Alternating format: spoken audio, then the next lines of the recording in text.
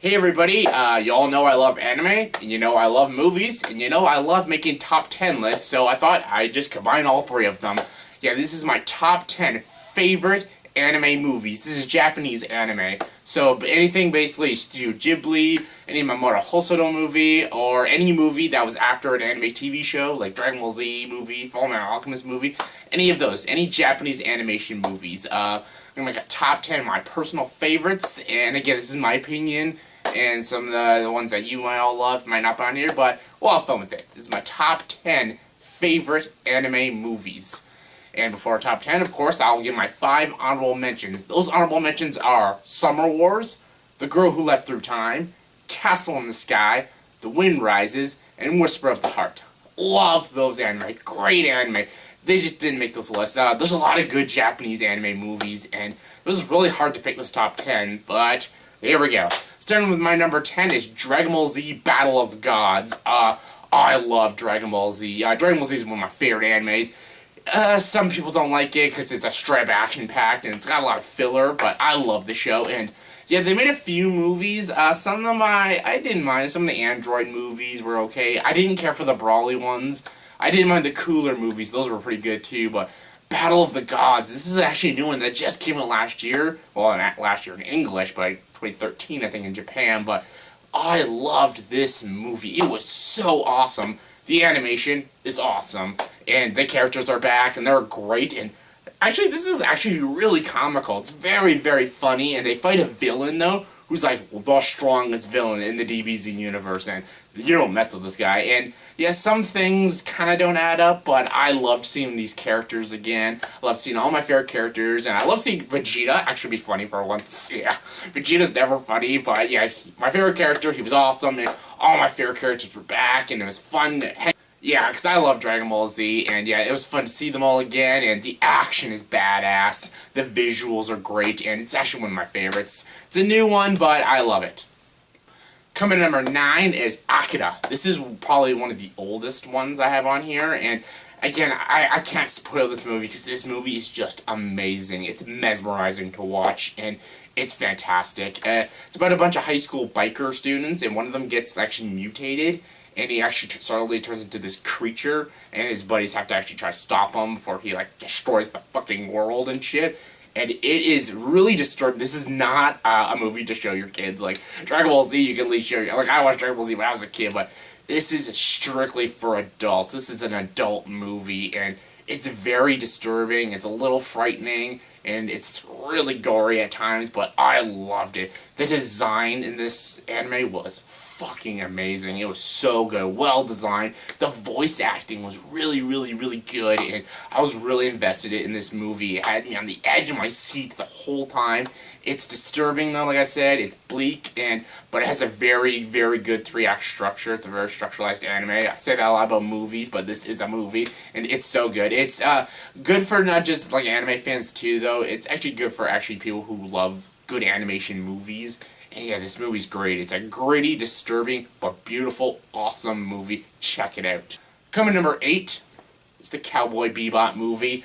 Cowboy Bebop, I've talked on and on about this. It's one of my favorite shows. It's my favorite anime. And of course, they made a movie. And yeah, the movie actually isn't after the show. It's actually during the show. This is actually supposed to be like episode 21 of the show, 21.5. And yeah, I love this movie. It's so freaking good. And yeah, it's like a very long episode of Cowboy Bebop, but it's a long, great episode of Cowboy Bebop, and yeah, and the story of this is just so good. It's very engaging, and I love seeing my 4 favorite characters back, Spike, Edward, Jet, and Faye. They're all awesome, and I love seeing them do their thing, getting the bounty and everything, and yeah, I like the villain in this movie, Vincent. He was a really fucked up villain, and actually, the ending of this movie is pretty thought-provoking, you know, with the Fireflies and everything. Because you don't know in the whole movie, because this character, Vincent, thinks they're in purgatory, and he thinks if he blows the city up, he'll send everyone to heaven or something, and yeah, he's fucked, but yeah, it's actually pretty thought-provoking, the ending of this film, and yeah, I really loved this movie, and it's so stylistic. It's got a kick-ass soundtrack as usual. Great for Bebop fans, but great for anime fans too. Love it. Coming number 7 is Kikis Delivery Service. This is a Miyazaki movie, and this is one of my favorites The best word to describe this movie is simplicity. It's a very simple movie. All it is about a witch who turns 13, I think, and she goes to travels around, and then she finds a place to stay, and she runs her own delivery service. That's it. There's no like grand villain or big action scenes or this big scope of a story. No, it's just about a girl delivering baked goods. That's it. It's a girl getting a job, and yeah, I guess a little drama happens. Like she kind of loses her powers in the third act, and then she has to prove herself as a witch in the ending, and then she has to save a boy's life. Yeah, that's a little dramatic, but it worked for this movie. This movie was awesome. I loved this movie. I've loved this movie ever since I've been a kid. Again, my sister this is like probably like her favorite anime movie, and I love it. The animation is great. The atmosphere is just breathtaking. And yeah, I love the music. The music's really good. And Kristen Dunst plays the voice of Kiki, and she was a really good choice. She's a good little voice actor, and yeah, I hope she does. She doesn't do very much animation, but yeah, she did a hell of a job. And Phil Hartman was hilarious as Gigi, and the characters were just so lovable. I loved these characters. They were so nice and sweet. You're like, why can't people really be this sweet? And yeah, I loved it. I love the adventure she goes on. It's so simple and lovely, but it's just so amazing. Kikis Delivery Service is one of the best Miyazaki movies. Pretty overlooked, too. Check it out. Coming in at number 6 is Ghost in the Shell. Yeah, right in the opening 5 minutes of this movie, I knew I'd love this movie. Right when you see them building the robot, oh, it's just amazing, mesmerizing, breathtaking, visually stunning. Yeah, this movie just freaking drips with atmosphere. The visuals are freaking mind-blowing, and this movie's just amazing. People were just hyping the shit out of this movie. I saw this movie a few years ago, and people were like, watch Ghost in the Shell. Watch it. I watched it. I was blown away by this movie, and it's freaking awesome. I saw the anime. The anime is good, too, and they made a few sequels to the movie. None match up to this movie, the first movie. It's freaking great. It's about basically a robot who becomes like an officer and try to catch bad guys and stuff. The idea's been done, but they do it in this movie in a very original kind of way. Yeah, there's a lot of thought-provoking ideas, and yeah, a lot of shit goes down in this movie. Oh, I wish I could do like a spoiler review on this. So much shit happens, and the ending is fantastic. Again, thought-provoking. A lot of good twists in this movie, and it's just beautiful. This movie is hauntingly beautiful. And yeah, Ghost in the Shell. If you've not seen this, it's fantastic. Give it a watch. It's freaking awesome. Coming number 5 is Grave of the Fireflies. Yeah, this is a very sad anime. I didn't cry at Grave of the Fireflies, but it's sad. It's so heartbreaking. If you've seen this anime movie, you know how sad and depressing this is. Basically, it's about a brother and his little sister, and they're trying to survive Hiroshima.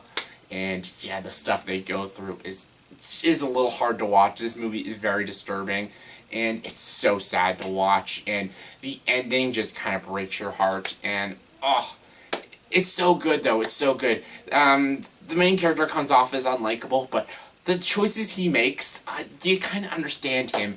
And yeah, his pride gets in the way, but you just understand. It's just being human. He's just a humanistic character, and I loved this movie. This was so good. It broke my heart. It didn't make me cry, but it broke my heart. This is not an anime for kids. This is an adult type anime, and yeah, it's really good. It's a very well written anime. The writing in this anime is really strong. The direction is very good. Again, the voice acting is very strong. It's bleak, but really, really beautiful. It's a beautiful story. But yeah, you might shed a few tears watching this. Check that one out. Coming number 4 is an anime I don't think a lot of people even heard of. 5 centimeters per second. This is a very short anime movie. This is only maybe an hour and 5 minutes. And basically it's about like a romance between a young boy and a girl. It's like a long distance sort of romance. And yeah, again, this is another anime movie I can't spoil because it's so short. And a lot happens in this like 67-minute movie. And just watch it. It's just so compelling. These characters are really well-written characters. And they're all three-dimensional characters, too. And that's really hard to do in a 60-minute movie. And it's just so good. I was so involved in this movie. And yeah, the 67 minutes go by so quick, and I'm like, oh wait, what? I want to know more. And this movie really hooks you in, and again, it's because it's so compelling and it's so amazingly written. Again, I can't go into too much details about it, but it's sad, but it's also very realistic, and it's just beautiful to watch. Give this movie a watch. It's so good. Coming in number 3, y'all know this one was coming. Princess Mononoke. Yeah, everyone goes on and on about Princess Mononoke. It's Miyazaki's masterpiece. And people are pretty much right, because this anime is freaking great. Every time I watch this movie, I'm blown away by it. The characters are fantastic. The story's great. The message is really deep. The action's awesome. The designs are amazing. Everything about this movie is so good. From start to finish, you're freaking entertained. And oh my god, it's so good. It's so good. Ashitaka, who's voiced by Billy Crudup, is actually in my top 10 probably favorite movie characters of all time. Yeah, I might actually do a top 10 or top 20 favorite movie characters. Ashitaka would definitely be in there. I loved the character Ashitaka. I love that he's just such a... He's a true hero, Ashitaka, and nothing scares the guy. Even though you could tell he's scared, he just never shows it because he has to be strong. He knows he's gonna die, so he has to be strong for the people around him.